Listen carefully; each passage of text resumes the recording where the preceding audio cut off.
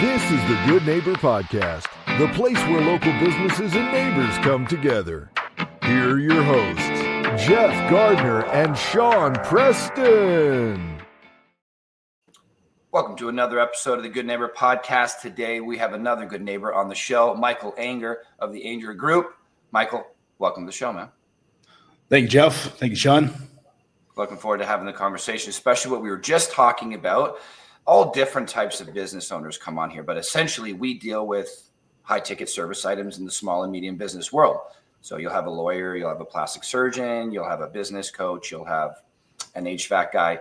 But we do find that their path is very narrowed to get good at installing and warranting HVAC, fulfilling that service. Operating a business is a whole litany of skills outside of the HVAC world, which when you're working 12, 14 hours a day, sometimes many of our HVAC clients that we have, that's their case. Operating a business, marketing it, selling how to do it, it's not a huge part of their process, or it's not one of their best skills. So the 5 minutes that we just spent before the show with what you were talking about, clearly, to me, this is my interpretation of that, is you are on the operations side rather than the day-to-day tools, and you focus on business, marketing, advertising. And within a few minutes, I could tell the value that you placed on that. So rather than me running off on tangent and getting totally off script here, let's start from the top for people who do know you, don't know you, haven't seen you in a long time, saw you yesterday. What is it you do, Michael? Yeah, so Michael Ainger, I'm one of the owners of Ainger Group of companies. Majority of our clients probably know us as Ainger Group Roofing and Exteriors because that's where we spend a lot of our marketing efforts. Our client base is once every 20 years. Not everybody's buying a roof weekly or siding or windows, doors, attic insulation. So the value in marketing for that is quite substantial for us, where other lines of businesses are more 3 to 5 year contracts, be it with government or B2B type aspects, landscaping, things like that. They already kind of know us. We don't really put an emphasis. Once you're in kind of that contract B2B world, it's a lot different avenue than the B2C. So Ainger Group, Roofing Exteriors, one of our offices are here in Barrie. People would see us everywhere. We have a bus driving around with mine and my brother's face on it. We have a fire truck with a 90-foot staff or ladder on it that we put like a 60 by 40-foot flag off it, a camping fest. We're constantly involved with hockey teams and sponsoring teams in the area, which is an added value of, again, just getting our names out there. And, you know, the strategy behind putting our faces on the bus was actually putting a face behind an exteriors company as a whole to say, oh, wow, like there is somebody. Not a lot of businesses take that model today. And, you know, the truth of the matter is in any contracting world, it comes down to this, you know, as a service provider, your client either knows somebody or knows somebody who knows somebody, in which case they're not calling you, or they're running completely in the dark. And those are the clients that we go after by being just so prevalent everywhere. And when they do think of it, they do the number one thing everybody does, jump to Google and, you know, start looking at that massive list of companies in any contracting business. Well, what makes them pick you? And if you don't have a strategy to already be in their mind when they recognize, you know, for us, for Ainger, they see the Ainger name. Roofing, windows and doors. I see those guys around. I've seen that name around. I've seen those trucks around.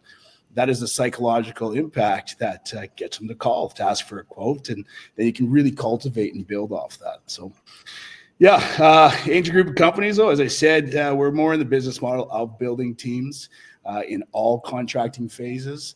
As you said, you know, a lot of trade guys get involved and become the best tradesmen. And everybody says, oh, you should run your own business. I've tracked it down to it's less than 40% of the effort is actually doing the work in a trade business.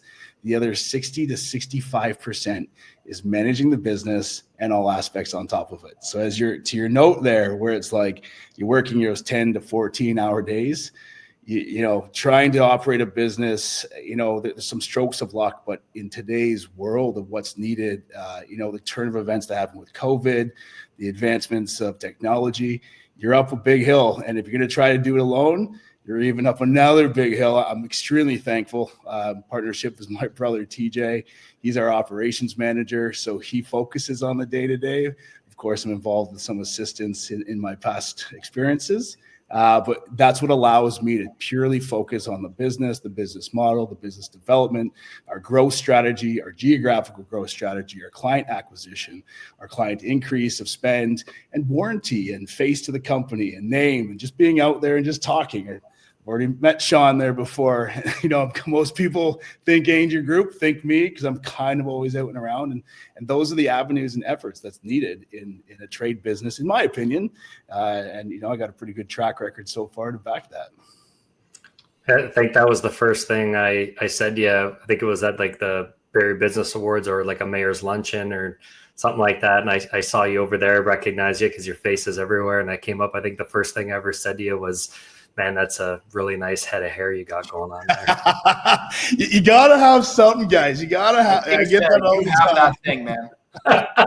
It's that. I get the Johnny Bravo thing all the time. Oh, yeah, you got it.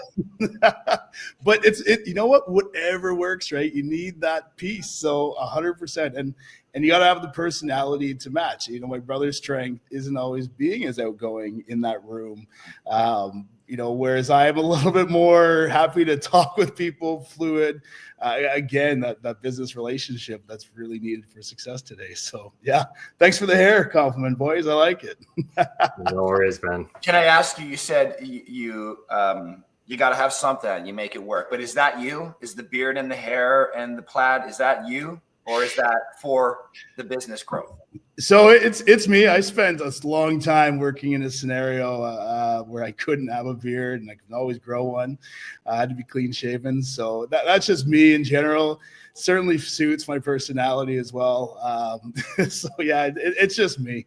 I love it. I think that's one of the best ways to market a business is to not create a persona that you have to remember.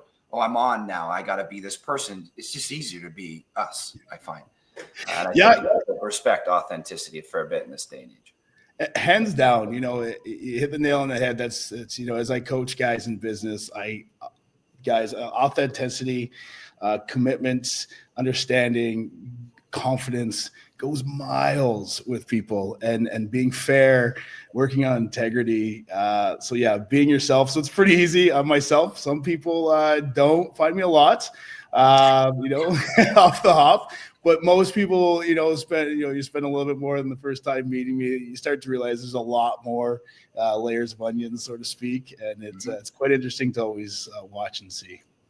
Well, I mean, man, if you're running a company and you're part of the marketing, you have big energy. I think for the most part, it works for you. If you have it's just a little tiny flame and you're trying to grab a lot of attention from that or light a very dark area, it's hard to do. So this is the first time we've spoken, and yeah, you got the big energy, man. It's good.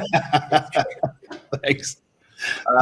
Okay. So this is, I'm sure Sean's interested too, but I will often do this on the podcast because again, I think we're at like 414 and we love what it's for. We love that the businesses come on here and get a chance to showcase. Only about 15% of them are our clients or businesses that market themselves and know how. The rest of them, they're new to this. They're small businesses that have relied on word of mouth. Some of them are medium-sized businesses, like 5, 6, 7 million in revenue because they've been doing it for 30 years, but rested on their family name the entire time. Yeah. So this is a brand new experience for them. So I can't often pick their brain about sales strategy, growth, marketing. What should we advertise in? What is advertising? What is marketing? And within the first few minutes, you've already mentioned so many buzzwords that, half the books behind me are what teach Sean and I how to grow our business and our clients' businesses. So I'd like to kind of derail the conversation for a moment because the people who are going to listen to this are business owners. They all want to grow. Otherwise, they wouldn't be listening to this. And I think you're in a position that most companies don't get to. About 80%, 85% of businesses don't even get to 10 years. And those that do, of those 10 years, we're talking like single-digit percentage points that made it there profitably and successfully. So a very small group of businesses actually succeed. Most people think I have a skill, I'm going to start a business and it'll work. Logical process, but unfortunately that skill, like you just said, is actually less important than the rest of running and managing the machine of your business. So one of the things that I wanted to touch on that comes up so much in our world, it's such a bane of my existence, is we are now in the digital age, in deep into it, especially with AI. You have Facebook ads, you have Instagram ads, you have Google ads, you have YouTube ads. Everything online is trackable down to psychographics and demographics. We can find out so much data from the digital ads. It's all quantifiable. 1 + 1 = 2. It's a lot easier for our brain to understand because math is a little bit easier than measuring something like love or friendship, which would be qualitative data. Qualitative data is putting you on a bus. It's putting you on a sponsorship of a sports team. It's putting you on a billboard. We can't measure it. No one could ever say this is exactly what happened from you being on that bus or the hockey team. But we can confidently say it was better for you than it was not. Why do it? We do it, and I have my reasons for it, but why do something at your stage in the business that is not mathematically provable? Well, I will challenge that it's not mathematically provable. Okay. I'm going to add to this a little bit. You know, I probably got one of the greatest compliments from Dave at Rock 95 with, I think it's Canadian Broadcasting, Sobey, I can't remember. Central Ontario. Yeah, Central Ontario. Yeah, I was sitting down talking to him, and after, you know, about 6 months or so of working with me and his team, he told me, he said, Mike, he said, you changed the perspective of trades in Barrie for him, where he would look at trades as a trade company. He had no concept of understanding that, or he just did. That's just how he looked at it. And he told me, he said, Mike, he goes, working with you, I now look at trades as a business. You are a businessman first, secondary trades. And I was like, yeah, absolutely. And even when you look at, and anybody local around Barrie, as I've grown my family company, we sort of came out of nowhere in our exteriors industry, and we disrupted so many companies and actually brought them up. A rising tide floats all boats. We brought them up in terms, because like you said, everything is trackable online, what you can pull through your SEO strategies, the numbers, where you're advertising.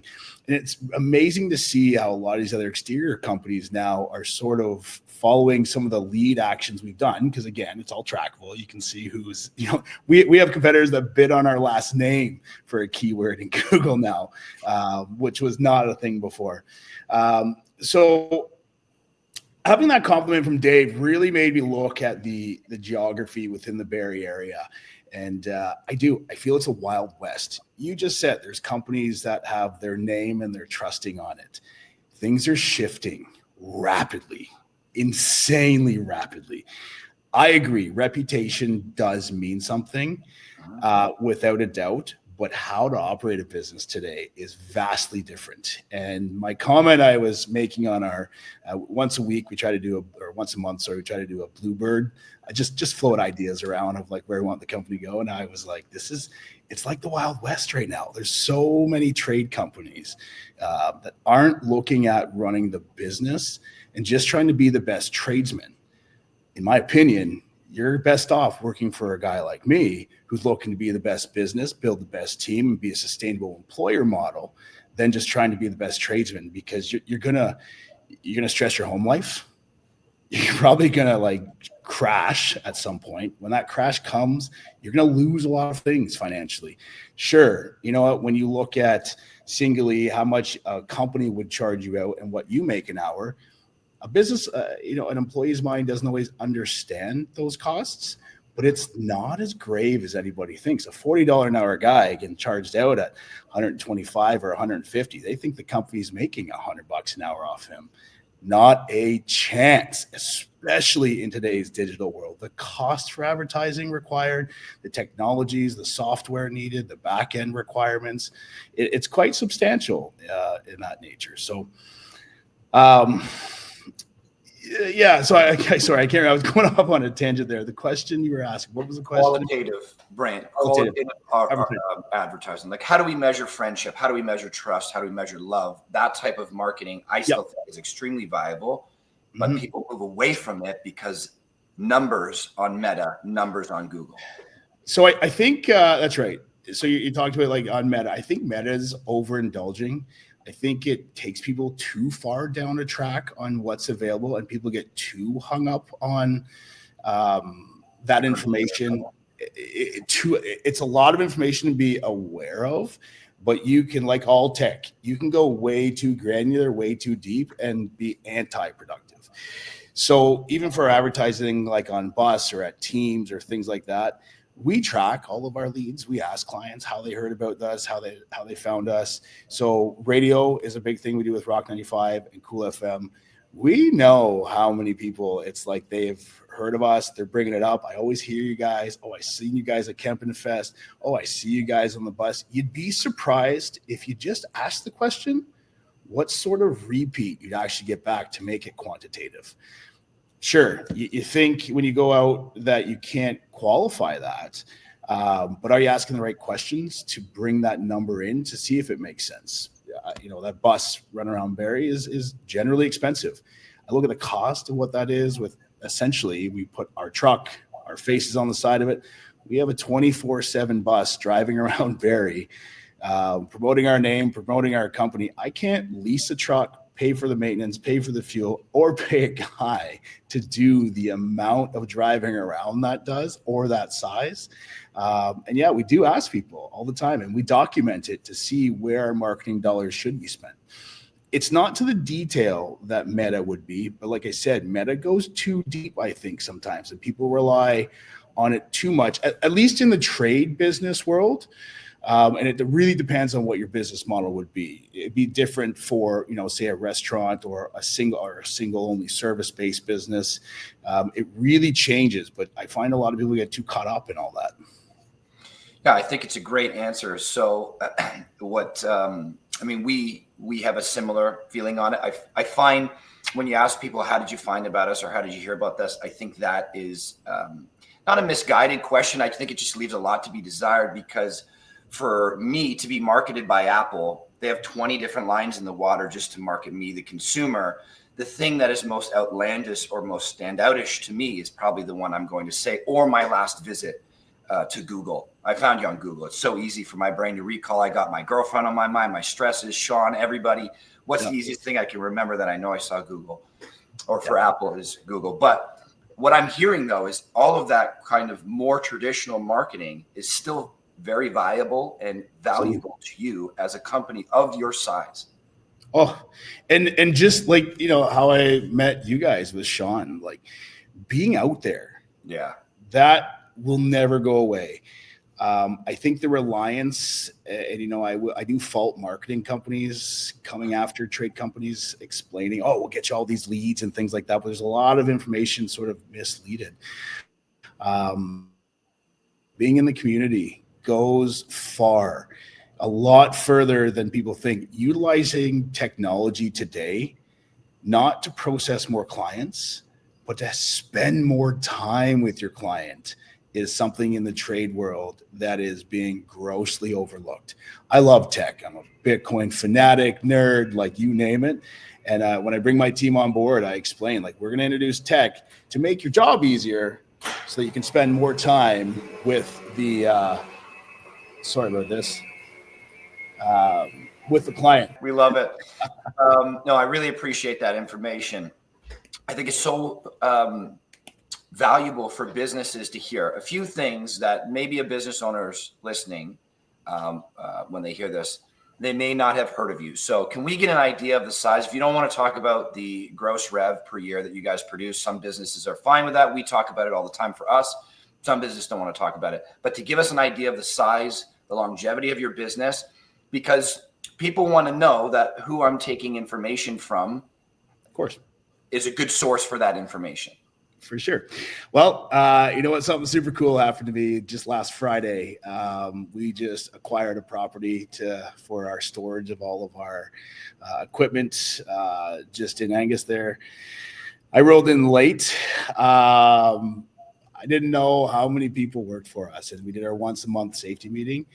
We had over 50 staff standing in the room listening to us when we actually combined it all, and everybody was there. And not everybody showed up. I was when I pulled into the parking lot and we had filled the front of the parking lot, I was kind of sitting back and I was talking to my brother. I'm like, wow. And he's like, yeah, dude, this isn't even all of our trucks or all of our stuff. Like all of our loaders are in Collingwood. We have stuff out in Midland. Like we have stuff in Tiny. And I was like, I just kind of sat back. I was daunted because of my position. I'm not in the everyday.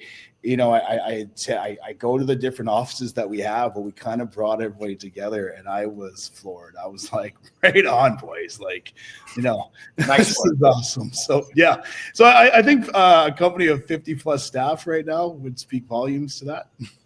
Yeah. I mean, we're talking a multi-7-figure business. How long have you guys been in business for? My last name's been in business since 1990. My father started the company way back then. It's morphed and evolved since. I got re-involved with Ainger Group in 2019. So I've been back involved. I guess this is 5 years now or 6 years I have been involved. But essentially my last name's been in business since 1990. And so when you came in, like you are... I like to say that character leaves clues or skill set leaves clues. Like you can tell a good chess player if you're a good chess player type of thing, hockey player to hockey player. And so you're speaking very similar language that we talk about every day. So there's a pretty good level of business acumen there, which again, in the small and medium business world isn't a conversation that's had too often. If we sold the large businesses all day and the Alex Hermosis of the world, yeah, they speak like you do. So it's more rare in the SMB world. When you came in 2019, were you like this as you are today? And you're like, I'm just going to explode this business. I'm going to put that business mind into it and just take this bitch off. Was that the idea? So my background in business is Alberta oil and gas. And then I had a company, we introduced Bitcoin mining to the oil and gas industry. We expanded it to multiple areas, Iceland, Mongolia, down in Texas. So the level of business that I learned is that higher level is tier one on finances, on accountability, and on safety. So when I came back, originally I just came here to just kind of have vacation and give a hand. The company was not what it near was today. In fact, it was probably in the red zone for a little bit, just declining. It was, AJ, I remember it was on paper. Nothing was paperless. Like there was still handwritten checks. And this is like 2018, guys. Like I was floored to see that you're making payments with checks. I actually sat down with my brother and my father, and I openly admitted, guys, I don't understand small town business structures, philosophies, and how it goes together. Like, I didn't get it. And I said, like, I will stay for one reason and one reason alone. And it's to go well into the 8 figures, because that's the model I get. The on the safety component, on the integrity component, on the client acquisition components, on the overall management structure. That's what I understood. And I actually gave my brother and my dad at the time, I said, I want you guys to think about it, because that's where I know, that's where I want to go. And if it's whoever my next company that I'm with, like, that's what's going to happen. And they came back and they agreed. It wasn't seamless by any means. I have to hand it to my brother. He's worked with me for 5 years now. He's probably got the biggest shoulders for the things that he learned, and the pushback, and a big personality comes at a fault sometimes. But he stuck with it, and we had an amazing team that saw what was happening. We had some major accounts in the area. Especially coming into COVID, and trade companies was a whole nother realm. We had some major account suppliers that, we were looking at being shut down because that's how much we were on the decline. Right. Until a lot of the salespeople kind of, like you just stated, met me. It was like, let's just wait. There's been a change of the guard and just hold on here. And they're extremely, I'm very appreciative to them. They're like, it's the way you talk and how you you are in the language and in the lingo, and it drove us to where we are today, which is fantastic. But I remember that. I remember looking, like, handwriting checks to pay bills, like the process time that takes.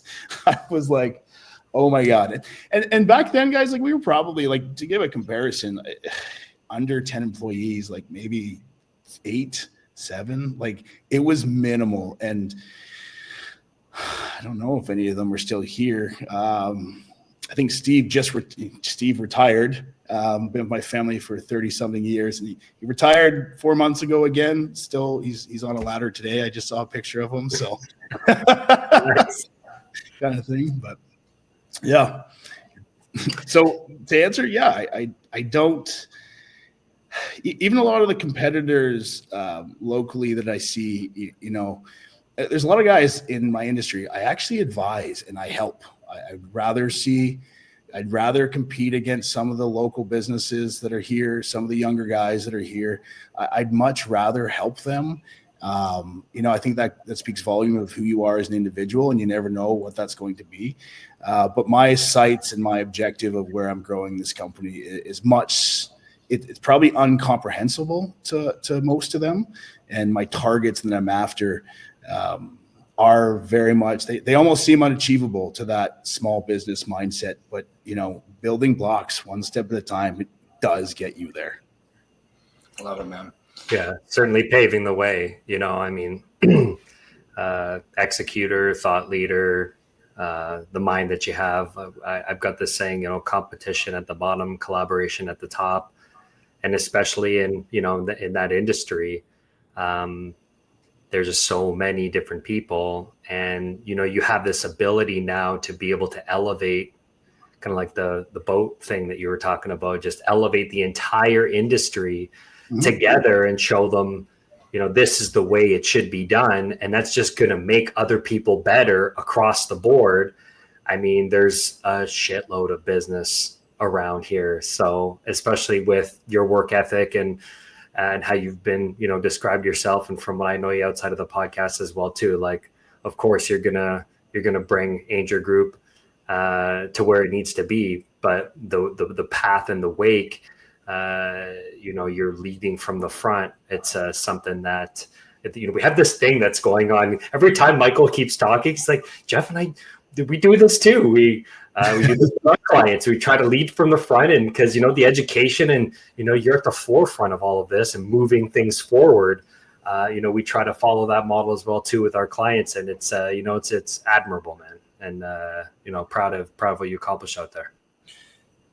Thank you. Yeah, it takes a level of intention to do anything well, but to think about the ripple effect of the doing and how many people it could affect, rather than just, I need this stuff, so I'm going to go get it. Kind of have that more macro lens to see your impact on that area. I think it's very cool. But let's talk about, gentlemen, Sun Tzu, Art of War. Read it. If you haven't, better be on that shelf. Let's talk about you for a little bit. I appreciate all the business experience that you've provided on the show so far, and yeah, just what you shared so far, I think is valuable to people. But let's talk about you. I think the personal side of the story. I mean, there's just great lines from so many great businesses out there, from so many great leaders. It's not how good your product is, how good the relationship is. Yep. It's not how good the product is, how good it sounds. They don't buy the product, they buy the relationship, et cetera, et cetera. So really, at the end of the day, we're talking about human-to-human connection. How can we connect together to enjoy each other's experience, which ultimately results in the trust? And they're like, yeah, I'm with Michael. It doesn't matter the competition. He's my guy, or Jeff or Sean, et cetera. So to know that story, to really understand human beings, I think we're a fascinating species. I think we don't give each other enough credit to how fascinating each life can be. And we love learning about it on this show. So first off, a few things, rapid fire. What do you get up to for fun, man? Like, what really lights you up? You're a big guy, so obviously you work out. That's a thing. Clearly beards, that must light you up, because that's a lot of effort. But yeah, what really puts a smile on your face, man?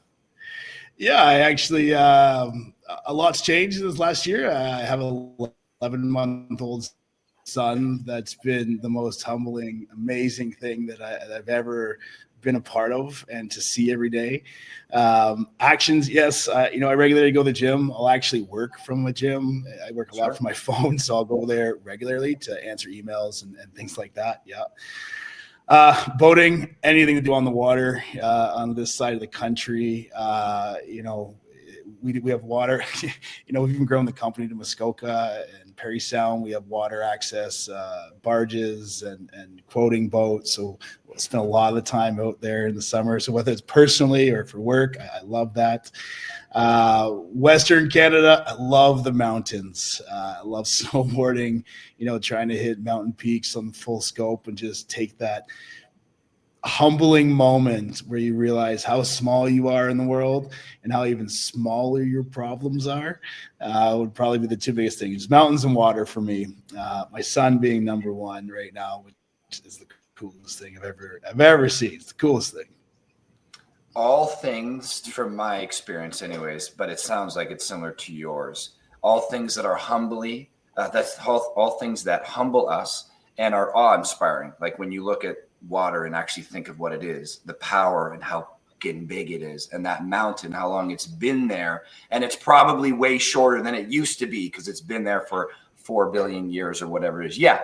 All of a sudden I feel like, a grain in the sand in the desert. And I was bitching at somebody earlier today for driving faster than I wanted them to drive. Right. And I'm just, fuck, man, just chill out for a moment. So that awe-inspiring stuff, that's what philosophy is for me and nature. And it keeps my head right. Man. And to add to that, my exhilaration, I love being uncomfortable. I got real comfortable being uncomfortable.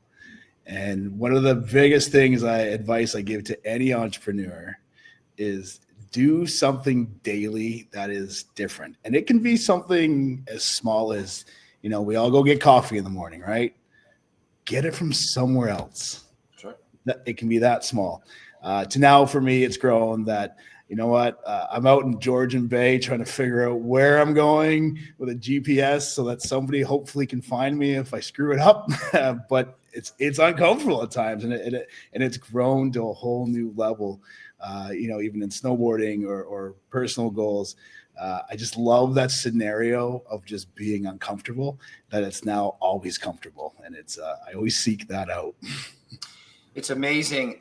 I do addiction counseling on the weekend. Outside of this, it's kind of like my little passion project. I wanted to learn about psychology and become a counselor because I thought I could be a better version of myself. It was kind of like I want to be more selfless so that I can gain more, essentially. Yep. Selfishly being selfless. I think that's a very cool thing about being human, is the more you help other people, ultimately, the more you help yourself. So for whatever reason you're doing it, it's a good thing. I think it's a net positive. But those are very uncomfortable conversations and learning about each other.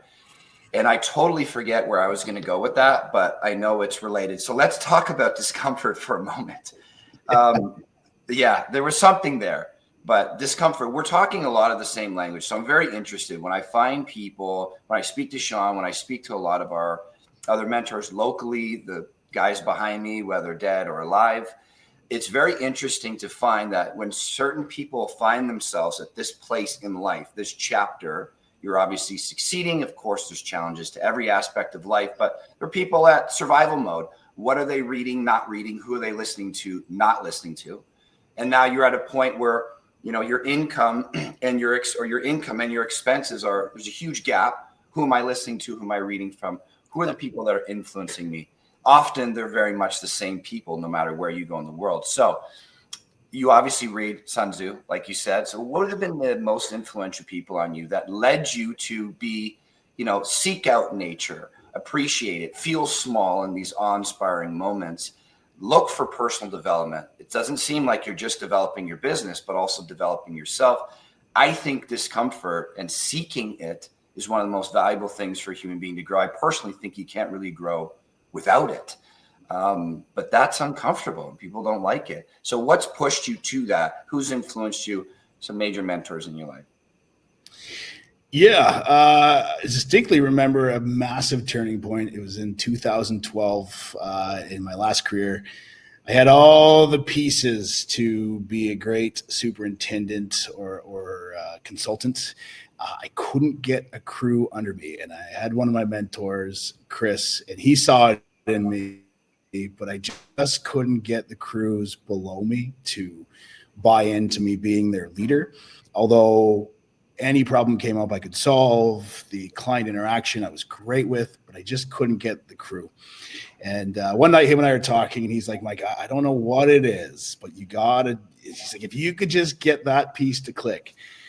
So I turned to focus on, let me down a path of communication styles, personalities, and really focusing on those. And the results I saw out of those in 2012 were instant. I'm talking like from reading a chapter to applying it the next day and immediately seeing results just on being aware of how I presented myself, how I spoke, how I presented options, questions, and things like that. And to this day, I remember that that was probably the biggest turning point personally in a professional development, I guess I would say, just taking an active interest in learning styles. And that just led me to this path of understanding the unspoken language between individuals, between people, being aware of how, some things, when things are said to you, what might be trying to be said based on the personality, how to attribute somebody based on how they look, what they're doing, how they stand, and really just open my eyes up to literally it's an unspoken language, which ultimately, and before he got big, Jordan Peterson was a massive influence. And when you're reading through his stuff, the references that are biblical are quite fascinating. Sure. And then it leads you to there's the Sean Whalens of the world today. There's the Tates that are today, and it's cool to see how all the same messaging, it's all the same game presented to a specific style of individual, and they're capitalizing on that. And then personally, I'll admit this. I went through a divorce in 2018, and I'll never forget these words. She said she loved me, but all I could ever do was think of myself, and warranted. Through that, I learned not only did I not know how to be in a relationship, I had no business being married, and that plunged me into the world of therapy and how I came out of that for months on end, and the intensiveness that I personally put myself through to go out of was quite fascinating. Again, applying communication styles, personality traits, and combining even more self-learning just sent me again further down that path of understanding myself a little bit more, at least trying to understand myself. Accepting things like there's no excuse for anything other than you didn't go try to learn to be aware of it. Things don't just happen for a reason. There's, it's a combination of what's going on around you. And, when you start looking at that world, it's all part of that unspoken language that's happening continuously around us. The three of us here now, we're here for a purpose. We're here for a reason. I'm sure Sean has, he just recently got engaged, and trust me, I know how new engagements go, but there's things on his side to his perspective, yourself, same thing, and trying to come together and just be aware of what's happening is it's amazing to be a part of that. Just be aware of it, and then comes the default of the more you learn, the more you realize, the less you fucking know. Sorry for that, but it's crazy. So true. I mean, man, I thought I had it all figured out 2021, and then my 20s were enjoyable, chaotic, but 30 slapped you in the face, and you find out like you start going through those, and you're just like, I don't know anything anymore. But that turns you hopefully into that learner's mindset. It's like there is so much to know, and it's risen my baseline of quality of a human that I am so much, knowing that I know so little and just spending a little effort doing this. I love hearing this stuff because I imagine you work a lot of hours, and we hear these things all the time. There's a lot of intention behind all these questions, even though I've gone way off script. This is the experience we get every day. I have not enough time. I can't do the gym. My kids, this, that. There's a way if you want to get there. And the most successful people I know in my life have the largest communities to take care of, have the largest businesses to take care of, typically have the best health, and all of the buckets checked. And you're like, how do they do it? I love hearing these things. Delegation. Yeah, it's a big one. It's a big one. Yeah. Just haven't figured out a way to quite delegate my family yet. They're still kind of buzzing. I need a virtual assistant for my family. But you're talking about, you talked about your divorce. I think that takes a lot of courage to come on here. We don't even know each other yet, and this is going online. And I think that's a sign of character quite a bit. And it shows other people that they don't have to be fearful of the more challenging side of their life, that we're all humans. We're all kind of scrounging our way through the muck, trying to make it.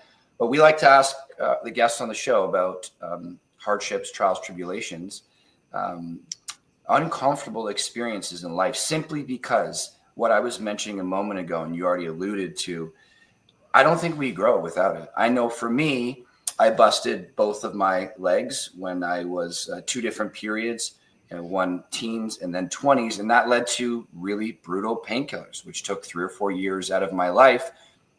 If I went down a different path, maybe not here I am today. But it was from that moment that led to counseling, that led to personal development, that led to this, got me back in the gym, started my own business, became a counselor. Without that catalyst, without that extremely painful experience of going like to my rock, essentially, if you're a Batman fan, when Bane broke his back, he went in the hole for a year and built himself back up. That's what I was thinking once I got my shit together, that I just needed my alone time, my quiet time to figure out me. And then it led to so much growth. And most people don't want to talk about that. But again, I go back to the people who've had the greatest impact in my life are like, just open their veins and tell you their whole experience, not polishing it up, not putting it up for social media. Here it is raw. And you just can't help but be gravitated towards them. So if there's an experience that you have that you're willing to share, that you're comfortable with, that can help other people, probably help you a little bit by sharing it. I think it has helped me, but certainly for the viewer to hear, if he's comfortable doing it, I can be comfortable doing it. Yeah, well, and I think I already touched on that, right? Like, divorce it's detrimental personally. It's even detrimental as a leader in a business. It's not viewed on any shed light about it, but why I'm generally okay with sharing that as a pinnacle reason. One, to remind myself where that was. It's more for my personal development than sharing with the individual. But 2, I think today's society and business has this, and in not only business, but politics in general, there's this societal view. We all think of how things should be, or how you should be, or everything should be, that is completely fictitious. And the inauthentic individuals that are trying to be that are always the ones that are mistrusted. So you're asking like on an advice to share, being authentically you. That's what gravitates people to you, and just always being you. I have friends, I have colleagues, I have people in the community I've worked with that are like, you're my only friend like that. The only guy I know, whether it be a conservative mindset, depending, or the loud, boisterous, or things like that, because there is more to me. And as they uncover the layers, as I share that, you hit the nail on the head. People gravitate towards authenticity. And so, I can't think of anything more uncovering than sharing of a failed marriage, gentlemen. And, what can be worse than that, to be honest? Well, putting it that way, A, and B, providing more layers to it, I think is poignant. I think is extremely revealing to people that have been through similar things. So I appreciate you going more into depth about that. I've hogged this entire podcast, Sean. You got any curiosities before we ask the last couple of questions? As soon as you started talking business and said client acquisition, I'm like, man, I'm off the leash. Let's go. Just a few words that I like to speak about because they're very interesting to me, and I don't get to talk about it much, man. So thanks. Yeah, I always like, I'm the type of guy who likes to have fun, right? So, you got to ask the question. Michael got to share a little bit of what he likes to do for fun. Both Jeff and I snowboard. So if that's ever something you want to take us up on, for sure, we'd love to hit the slopes with you. And considering your knowledge level on marketing, if you ever want a little side gig, come out with Jeff and I for half a day.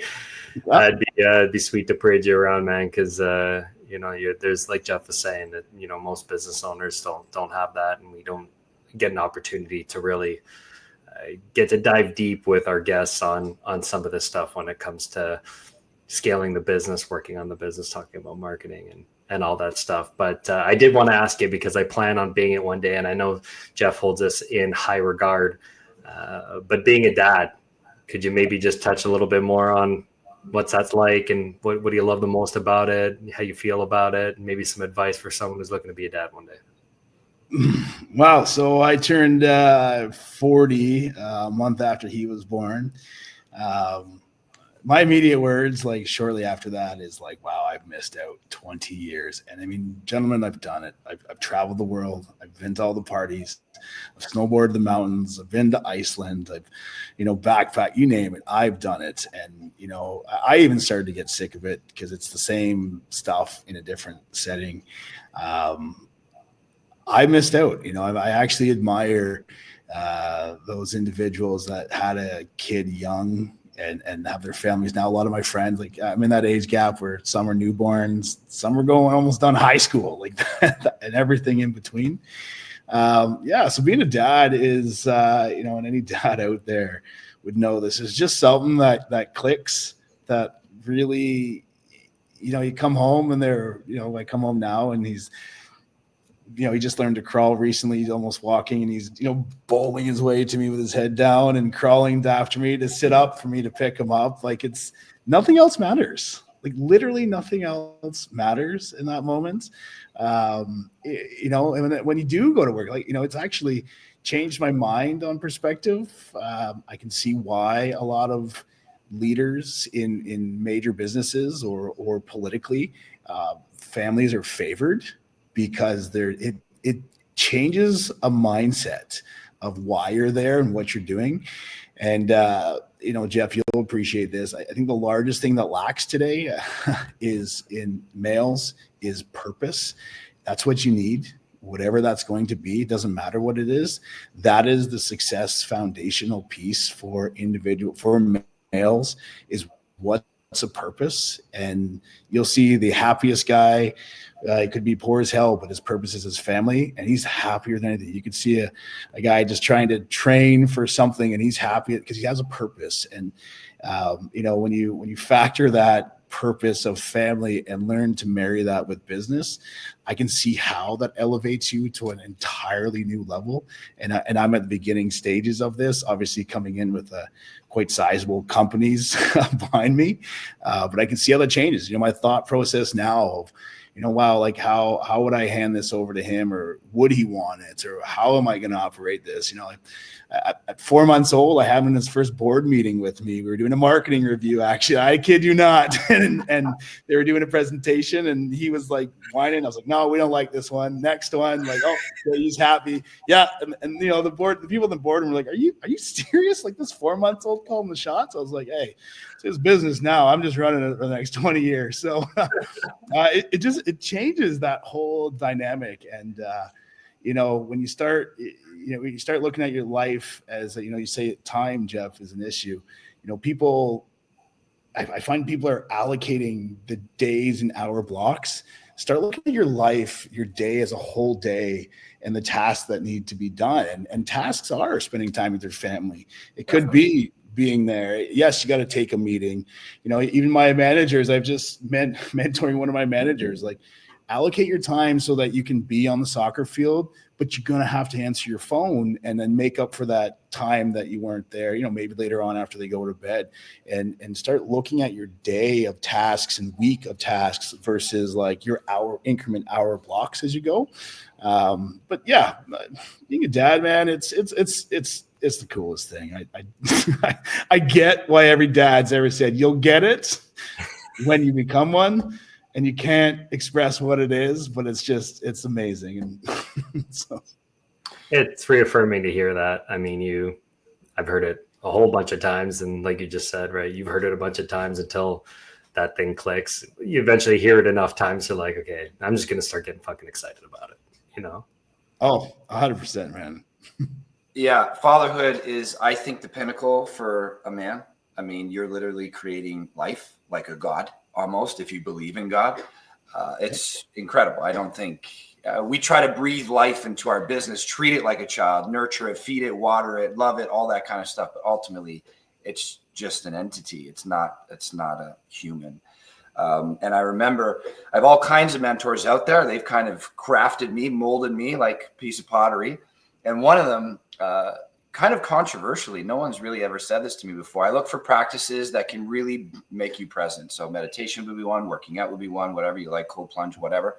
Something that can get me out of my thoughts and really hone me in, because that's just a phenomenal feeling that I think humans struggle with. I certainly do. And I want to grow my business, and this mentor knows a lot about my life. And I said, how do I get to the next stage? And how can I stay more present? Because I find myself distracted. He's like, become a dad. And that was it. Yeah. He's like, you want to be present, have a kid, you want to work harder and do all that and figure everything out somehow, become a dad. You look at some of the big guys in the big businesses, they're not one or two kids. They're 10 plus. Elon Musk just had his 12th.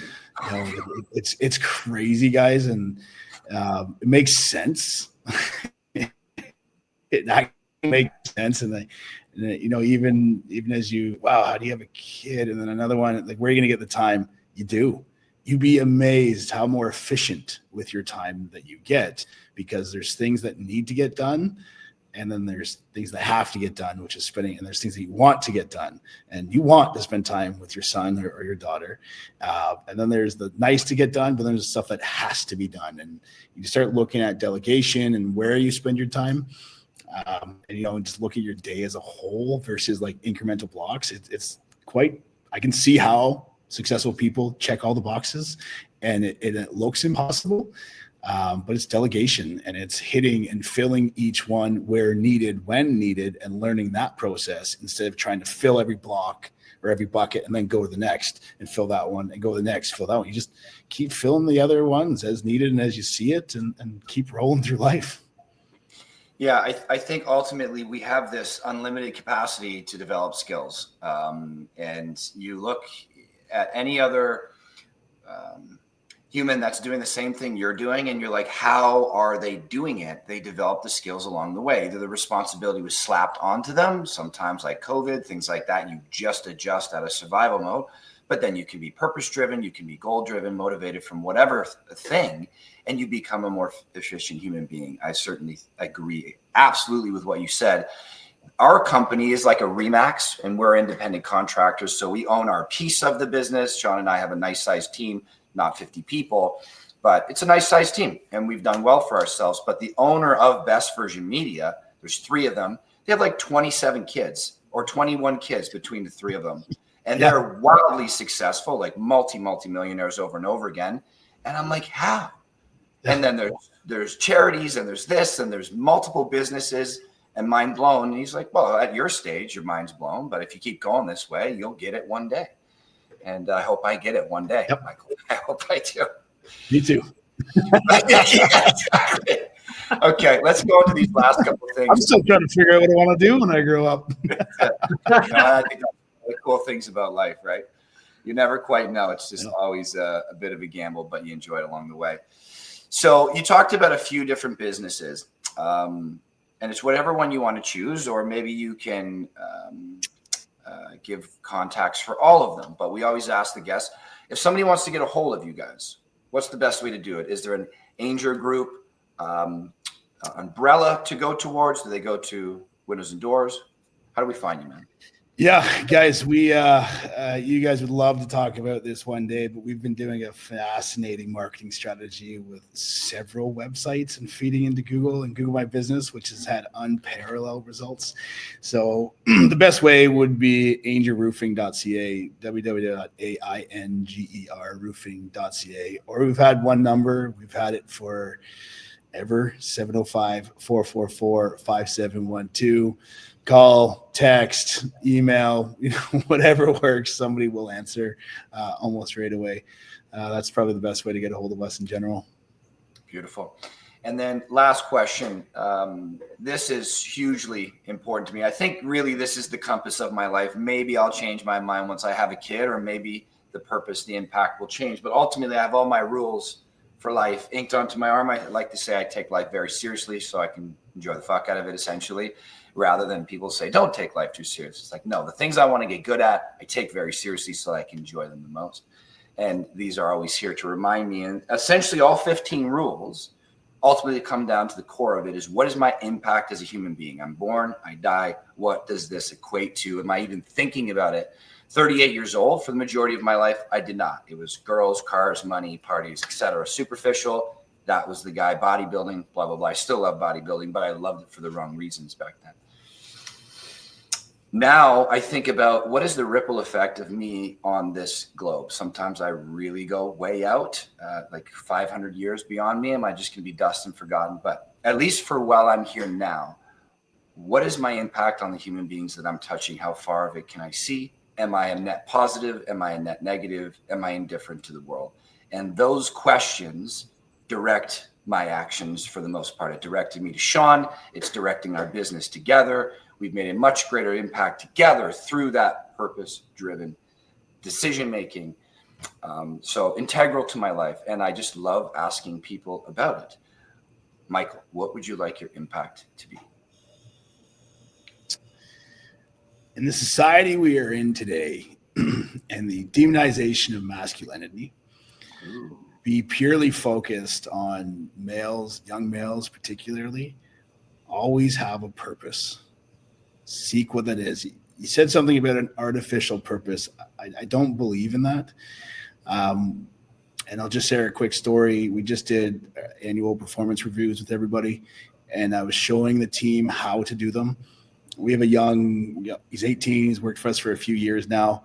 And I told the manager, I said, make sure you get a purpose out of him. I said, whatever it is, and don't make him feel like he's got to say, oh, one day I want a family.